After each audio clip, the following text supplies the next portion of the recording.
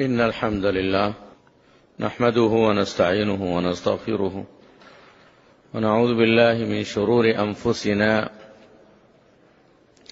ومن سيئات أعمالنا، من يهده الله فلا مضل له ومن يضلل فلا هادي له، وأشهد أن لا إله إلا الله وحده لا شريك له، وأشهد أن محمدا عبده ورسوله، صلى الله وسلم وبارك عليه وعلى آله وصحبه أجمعين. يا أيها الذين آمنوا اتقوا الله حق تقاته ولا تموتن إلا وأنتم مسلمون. يا أيها الناس اتقوا ربكم الذي خلقكم من نفس واحدة وخلق منها زوجها وبث منهما رجالا كثيرا ونساء، واتقوا الله الذي تساءلون به والأرحام، إن الله كان عليكم رقيبا. يا أيها الذين آمنوا اتقوا الله وقولوا قولا سديدا يصلح لكم أعمالكم ويغفر لكم ذنوبكم، ومن يطع الله ورسوله فقد فاز فوزا عظيما.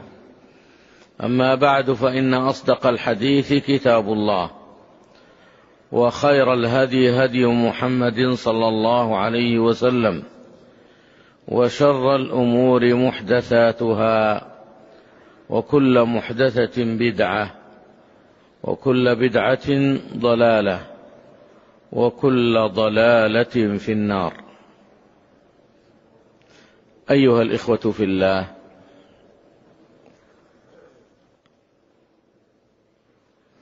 يكثر عند الناس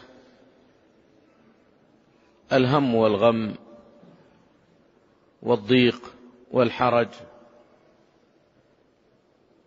وكثرة المشاكل التي من وجهة نظر البعض منهم أنه لا حل لها، وربما لجأ صاحب تلكم الهموم إلى معالجتها بما حرم الله جل وعلا، وربما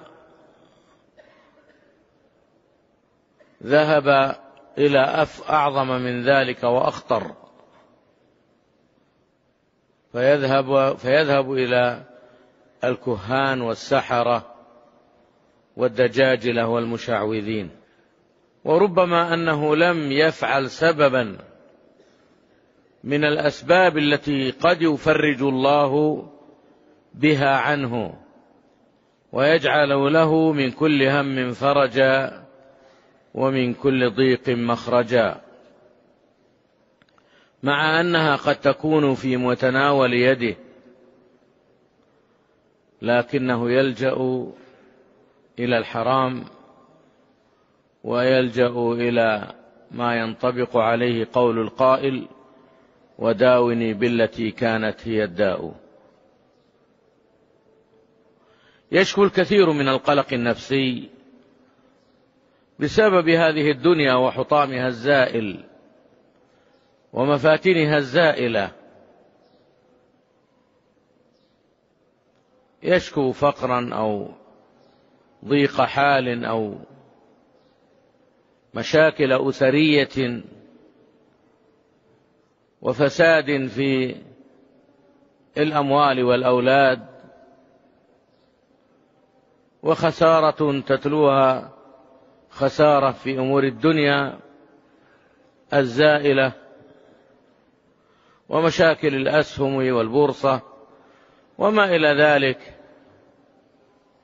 مما قد يشكو منه الكثير.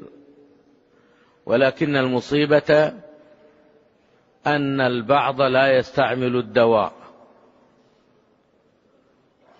يعرف الداء وربما عرف الدواء أيضا، فيترك استعمال هذا الدواء أو يستعمل الداء بدلا من أن يستعمل الدواء، ويظن أن هذا الداء الذي لجأ إليه يفرج عنه همه وينفس عنه كربته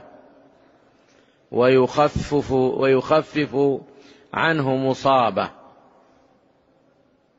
فيظل في دوامة من داء أصابه إلى داء يظن أنه يكشف ما به، إلى داء آخر، فتتكاثر الأدواء وتعظم الهموم وتضيق الأحوال من سيء إلى أسوأ.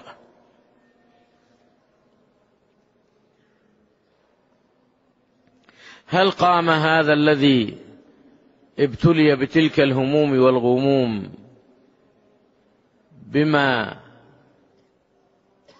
ينفع الله به ويجعل الله له به من كل هم فرجا ومن كل ضيق مخرجا ومن كل بلاء عافية، أم أنه ينطبق عليه قول القائل: ومن العجائب والعجائب جمة قرب الحبيب وما إليه وصول، كالعيس في البيداء يقتلها الظما والماء فوق ظهورها محمول.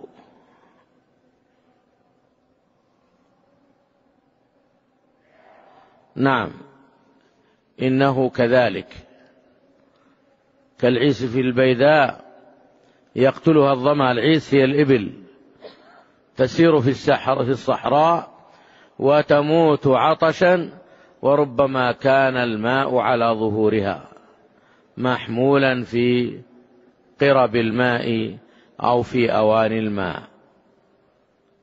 كالعيس في البيداء يقتلها الظما والماء فوق ظهورها محمول. إن العلاج في متناول يدك يا عبد الله، إن الدواء موجود لمن أراد أن يتداوى به. إن الدواء واضح لمن أراد الدواء الشافي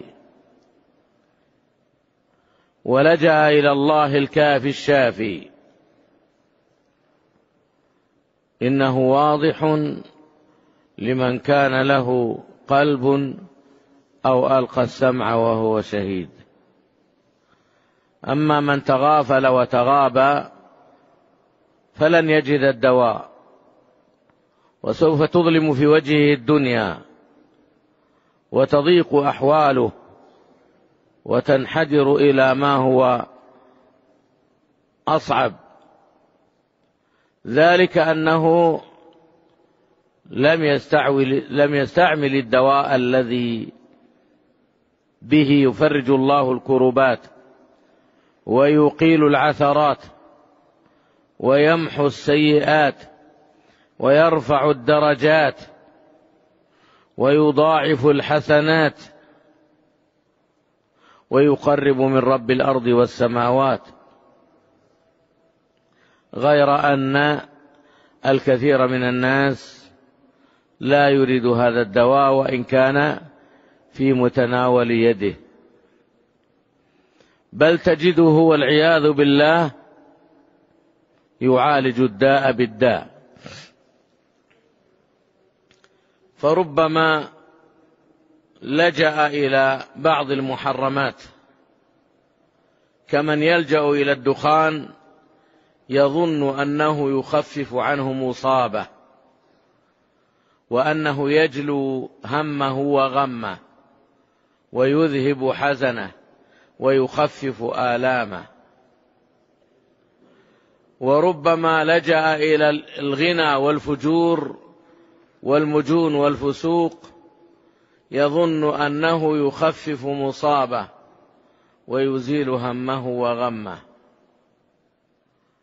وربما لجأ إلى الخمور والمسكرات والمخدرات والمفترات ويظن أن ذلك يخفف مصابه ويجلو همه وغمه. وربما لجأ إلى فعل المحرمات الأخرى يتسلى بها ويقضي بها أوقاته، ويظن أن ذلك هو طريق الخلاص. وأظنني أوردت على مسامعكم ذات يوم صاحب السؤال الذي جاءني يوما ما وقال إنه يجد كثير من الهموم والغموم،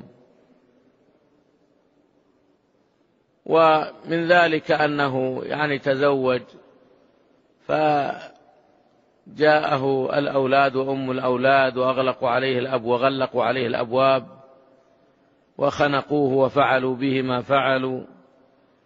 فكان من قصته أنه ذهب يتداوى في مرقص وفي مكان يشهر فيه الخنا والفجور، يقول أخذت أسبوعا فما ازددت إلا سوءا.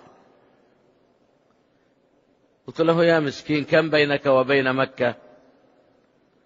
ألا ذهبت إلى مكة وأتيت بعمرة وشربت من زمزم؟ ألا تلوت كتاب الله جل وعلا؟ ألا دعوت ربك ولجأت إليه ما دمت بهذا الضعف؟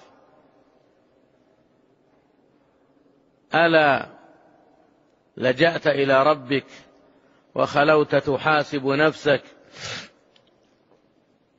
ألا قمت آخر الليل عندما ينزل سبحانه الله تبارك وتعالى إلى السماء الدنيا فينادي عباده حينما يبقى الثلث الأخير من الليل: من يسألني فأعطيه، من يدعوني فأستجيب له، من يستغفرني فأغفر له، بدلا من أن تداوي الداء بالداء. تلجأ إلى المراقص وإلى بيوت الخنا والفجور تظن أنها تخفف عنك آلامك وأنها تذهب أحزانك وهمومك وأنها تقربك إلى الناس وتجعلك تعيش في عالم آخر.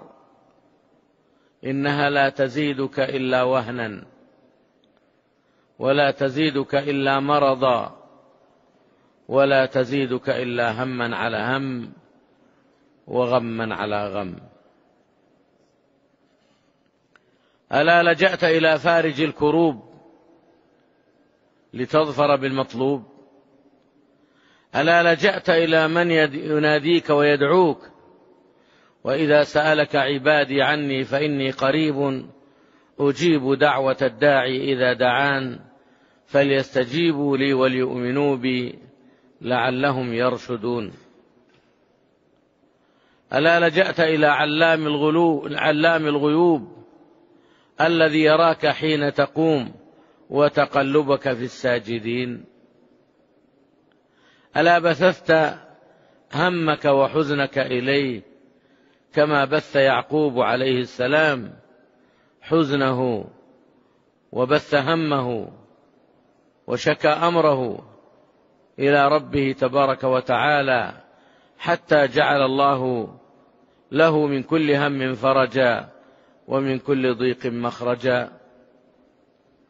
ألا تلجأ إلى من لجأ إليه يونس عليه السلام عندما كان في الظلمات الثلاث في بطن الحوت وفي وسط البحر وفي الظلام، ثم قال: لا إله إلا أنت سبحانك إني كنت من الظالمين، فأخرجه الله عز وجل من بطن الحوت وأنبت عليه تلك الشجرة من اليقطين وجعله يكبر ويجعله ينشأ شيئا فشيئا حتى رد الله عليه عافيته وأرسله إلى 100,000 أو يزيدون. ألا لجأت إلى هازم الأحزاب ومنشئ السحاب ومنزل الكتاب؟ ألا لجأت إلى من يناديك صباح مساء وقال ربكم ادعوني أستجب لكم إن الذين يستكبرون عن عبادتي سيدخلون جهنم داخرين؟ ألا تلجأ إلى من هو أرحم بك من نفسك؟ ألا تلجأ إلى من يعطي الكثير ويهب الجزيل؟ ألا تلجأ إلى من ينادي عباده في كل يوم ويدعوهم إلى التوبة والمغفرة والاستغفار؟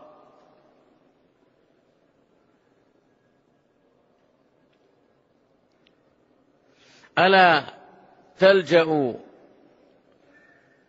إلى من يدعوك إلى طريق الهدى والصلاح فتسلكه فتنجو في الدنيا والآخرة؟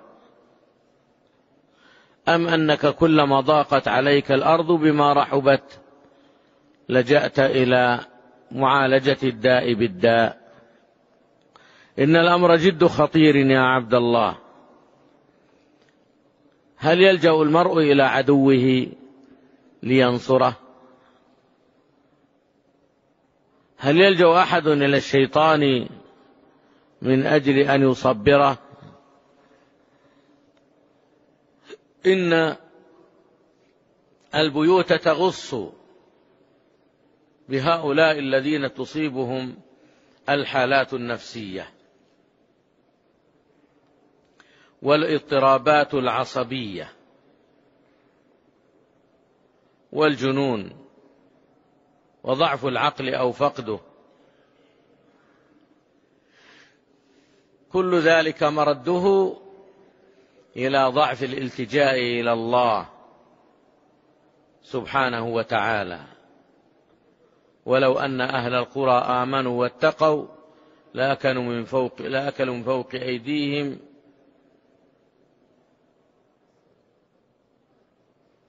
لأكلوا من فوقهم ومن تحت أرجلهم.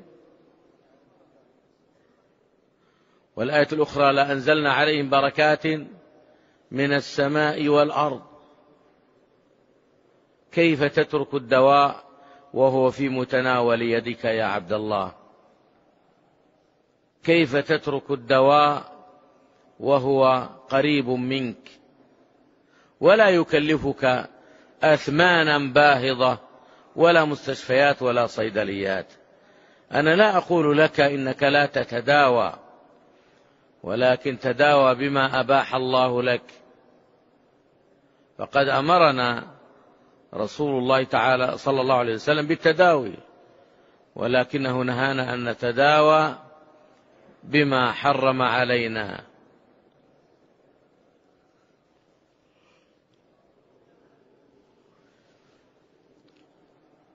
فالدواء موجود لمن أراده. ومن ألوان الأدوية التي هي في متناول اليد يا عبد الله: أولا إعادة النظر في علاقتك بربك، إعادة النظر في علاقتك مع ربك من حيث لزوم طاعته والبعد عن مساخطه، فإن هذا أعظم سلاح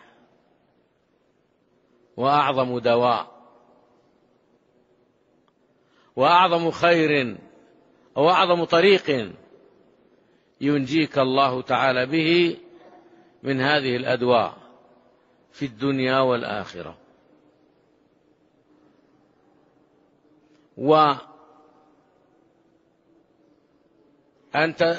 تبادر إلى التوبة والاستغفار واللجوء إلى الله سبحانه وتعالى والتعلق به أن تبادر التوبة والاستغفار واللجوء إلى الله تعالى والتعلق به والانطراح بين يديه ولزوم طاعته،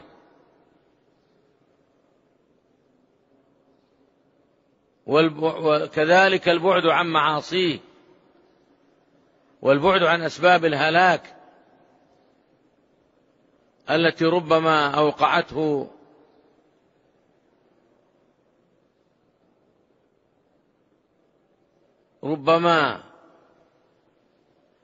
تلك الأشياء التي إذا وقع فيها تبعده عن الله، ولكن عليه أن يتناول ذلكم الدواء، المبادرة إلى طاعة الله والبعد عن المعاصي والذنوب التي تقسي القلب وتبعده عن الله. التوبة الصادقة إلى الله من جميع الذنوب والخطايا، فإن التوبة الصادقة النصوح التي توافرت شروطها من الإقلاع من الذنب والعزم على عدم العودة والندم على ما فات ورد حقوق الناس التي عندك، إذا تحقق ذلك تحققت توبتك وزالت حوبتك وقربت من ربك الذي يناديك كلما بعدت عنه، ويناجيك ويطلبك لتعود إليه، ويحثك ويرغبك: قل يا عبادي الذين أسرفوا على أنفسهم لا تقنطوا من رحمة الله إن الله يغفر الذنوب جميعا إنه هو الغفور الرحيم.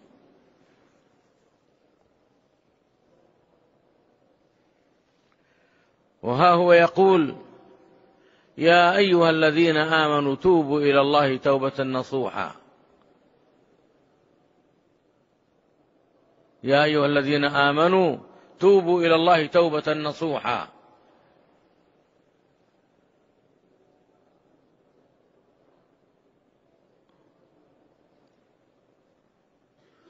ويقول تبارك وتعالى: وتوبوا إلى الله جميعا أيها المؤمنون لعلكم تفلحون. ويقول تبارك وتعالى: إنما التوبة على الله للذين يعملون السوء بجهالة ثم يتوبون من قريب. ويقول جل وعلا: إلا من تاب وآمن وعمل عملا صالحا فأولئك يبدل الله سيئاتهم حسنات.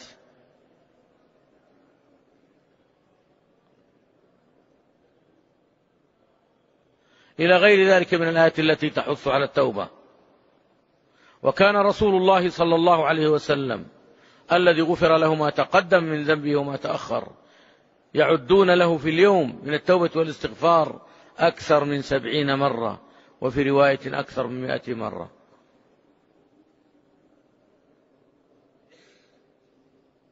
فتأسى به يا عبد الله، فإنه ما وقع بلاء إلا بذنب، وما رفع إلا بتوبة. وما رفع إلا بتوبة.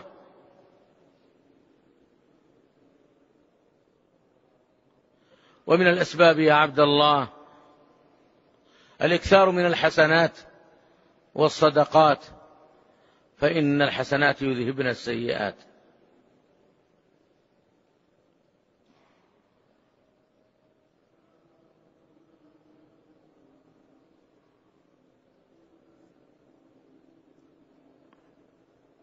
أيضا يا عبد الله البعد عن الأجواء التي توقعك في المآسي وفي الآثام والذنوب، واستبدالها بمجتمع آخر تسود فيه الطاعة ويسود فيه الخير، ويكون بعيدا كل البعد عن الخنا والفجور والمجون ومواطن الزيغ والضلال.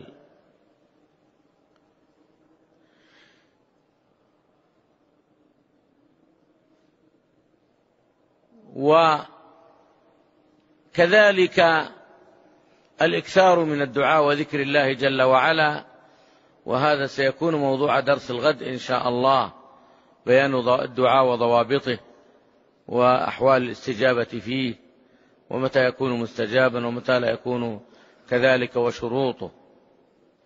فالدعاء سلاح المؤمن، ويسميه أهل العلم سهام الليل، فلتكثر من سهام الليل يا عبد الله،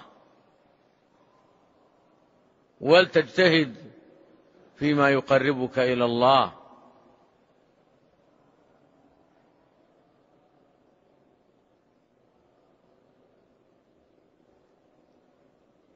ومن أيضا من طرق العلاج يا عبد الله أن تشغل نفسك بما ينفع من طاعة تقربك إلى الله، أو عمل طيب يعود عليك بالخير، ولو كان من أعمال الدنيا المشروعة المباحة.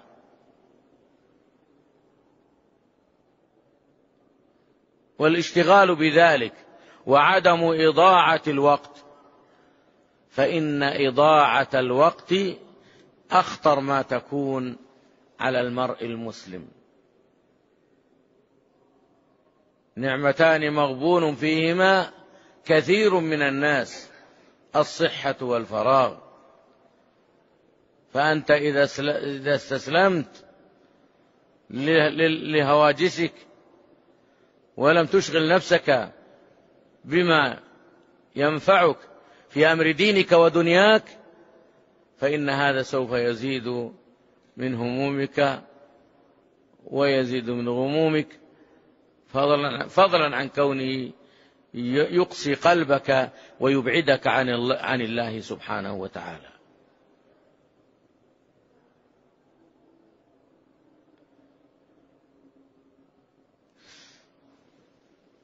هذه بعض وسائل العلاج لمن أراده ولمن أراد تناوله. أما من أعرض وابتعد فإنه ستزيد أحواله سوءا.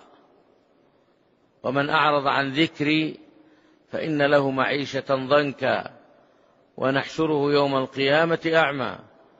قال رب لم حشرتني أعمى وقد كنت بصيرا. قال كذلك أتتك آياتنا فنسيتها وكذلك اليوم تنسى.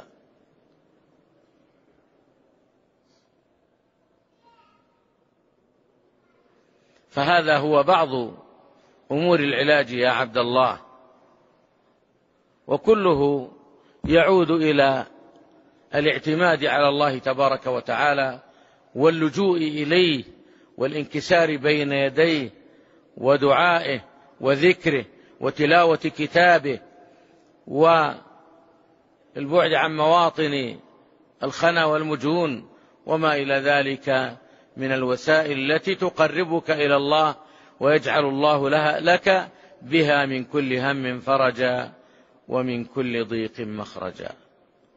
وعندنا غدا إن شاء الله ضوابط الدعاء ومسائل حول الدعاء التي هو ضمن الأمور التي يتعالج أو يلجأ إليها المؤمن إذا نابه أمر. وفاتني أن أنبه إلى شيء، وهو أن من الوسائل ومن الأسباب العظيمة، وإن كانت داخلة في عموم الطاعة، لكن من الأسباب التي يلجأ إليها بعد الله تبارك وتعالى هي الصلاة. فقد كان النبي صلى الله عليه وسلم إذا حزبه أمر ماذا؟ فزع إلى الصلاة. وكان يقول عليه الصلاة والسلام أرحنا بها يا بلال. وكان يقول أيضا: وجعلت قرة عيني في الصلاة. فإذا نابك أمر فلتقم ولتتوضأ ولتصلي ركعتين وتلجأ إلى الله عز وجل وتسأله ما شئت من خيري الدنيا والآخرة. فالصلاة تغسل من الذنوب ويفرج الله بها الكروب. تغسلك من الذنوب. يقول النبي صلى الله عليه وسلم: أرأيتم لو أن بباب أحدكم نهرا يغتسل فيه كل يوم 5 مرات هل يبقى من درنه شيء؟ قالوا: لا. قال صلى الله عليه وسلم: كذلك الصلوات الخمس يمحو الله بهن الخطايا.